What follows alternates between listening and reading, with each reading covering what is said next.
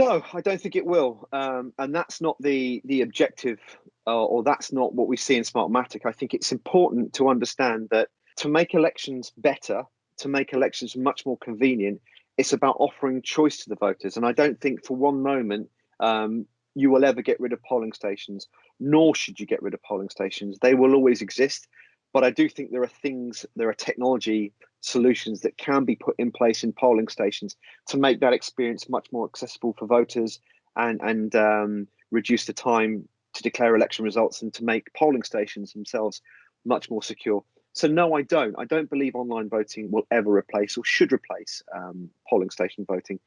But what I do think that it's important to stress, and I think again most people appreciate that we all live incredibly busy lives. We all travel more, or we did up until COVID-19 hit.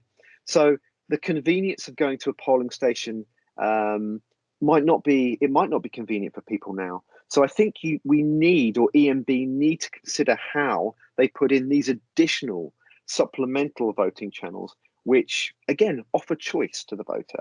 So they can either go to the polling station, or if they can't go to the polling station because they're working away or they're abroad or on election day, or they are a voter with disability, then we have this additional mechanism where they can securely access their ballot, mark their ballot, and securely transmit it back to the election office, where it will be counted with security and transparency in place.